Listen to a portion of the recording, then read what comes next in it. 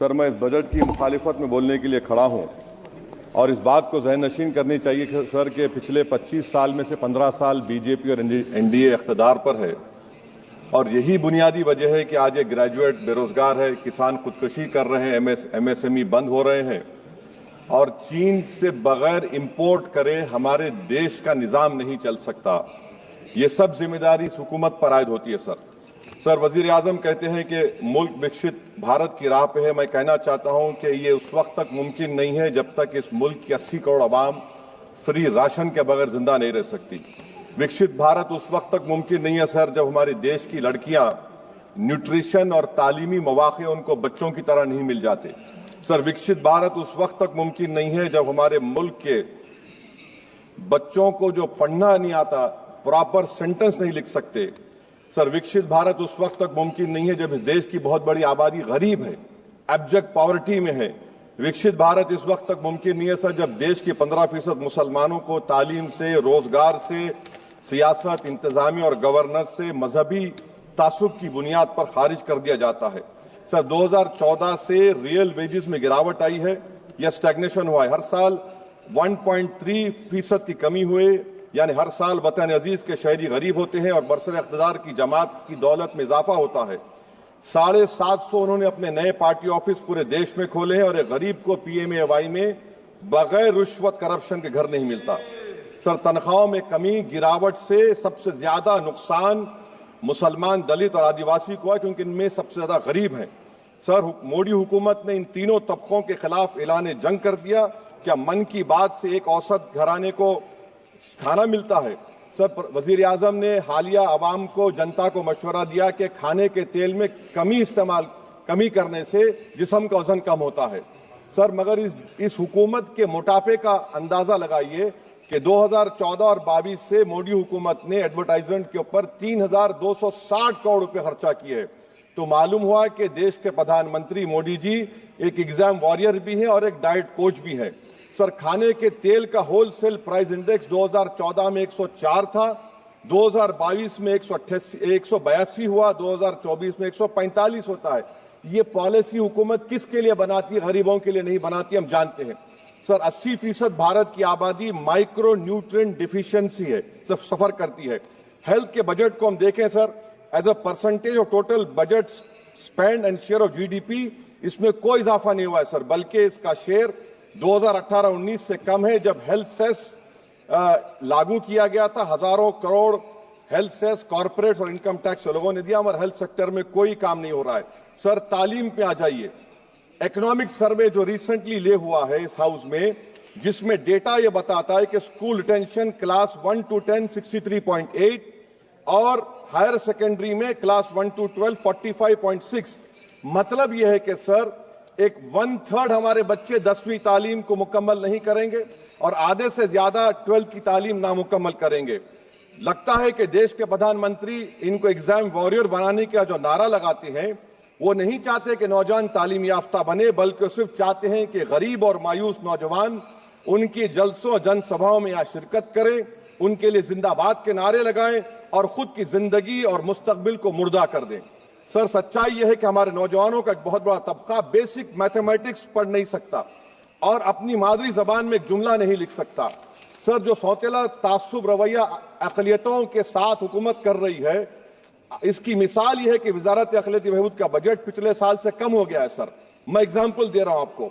जो pre matric, post matric, MANF, free coaching, interest subsidy education loan है, allocation for education empowerment में जबरदस्त कमी आई है। सर, पिछले साल 1575 करोड़ था सर, इस साल 678 करोड़ कर दिया गया है। सर, सेंट्रल सेक्टर की जो स्कीम्स है, जिसमें education, empowerment, skill development, PM विकास है, 2024 में 2120 करोड़ में से सिर्फ 770 खर्चा किए गए। सर, 2025-26 में उसको 1237 करोड़ कर दिया गया।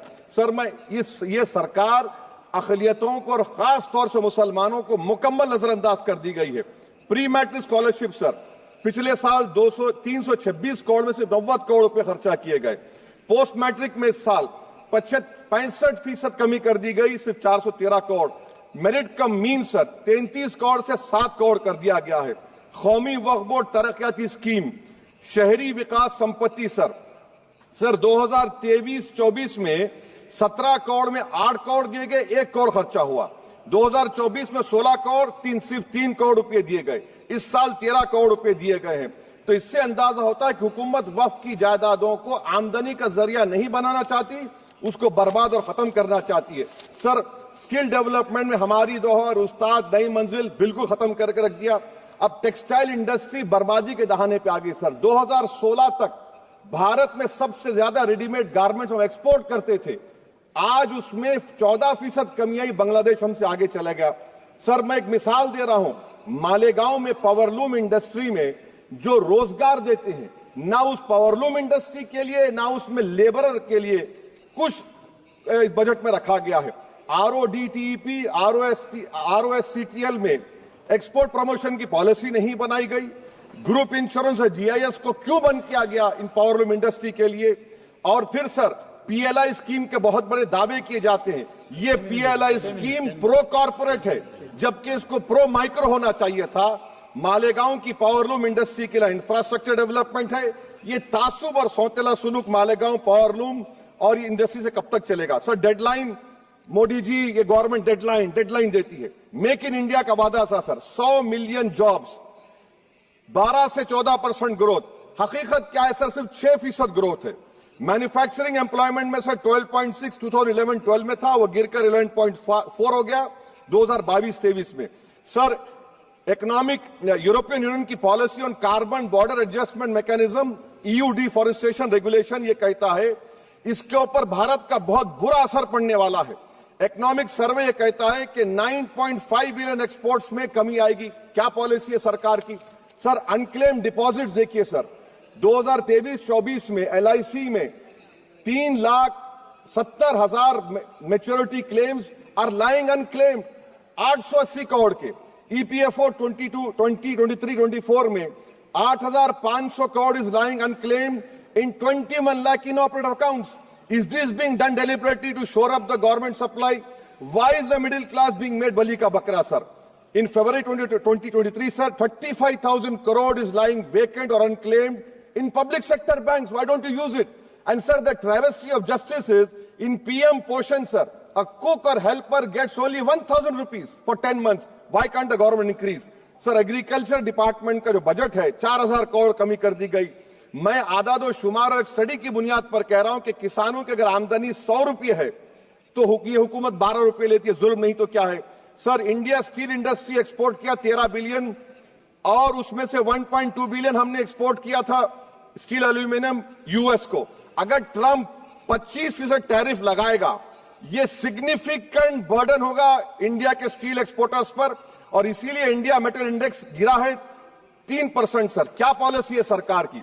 सर कंक्लूजन में अब आप देखें, the revenue through income tax is set to increase by 4 lakh crore for BE24, while the corporate tax is only set to increase by 60,000 crore. Despite corporate profitability an all-time high, while wage growth remains subdued, the share of income tax in total revenue has risen to 22.7% in financial year 19 to 33% in 25. While the share of both GST and corporate tax has declined. This means that it is still the individual taxpayers paying income tax that is funding the government, while corporations get an easy ride, sir. In conclusion, sir, the state I come from, Telangana से मैं आता हूं, तेलंगाना की आवाम ने 8 MP BJP को दिए।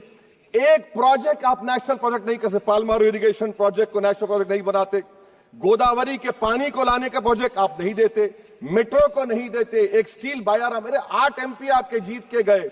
ये लगता है कि बेचारे वो कितने कमजोर हैं कि जिस रियासत से जीत कर गए वहां पर कुछ नहीं कर सक रहे हैं सर। तो इसीलिए मैं इस बजट की मुखालिफत में खड़ा हूं। इससे कोई रोजगार में फायदा नहीं होगा, विकसित भारत नहीं बनेगा। आप लाख बोल लीजिए, हम 12 लाख का बाजा बजाइए, मगर बाजू GST का एक चौकीदार खड़ा हुआ है चोरी करने के लिए। बहुत बहुत शुक्रिया सर।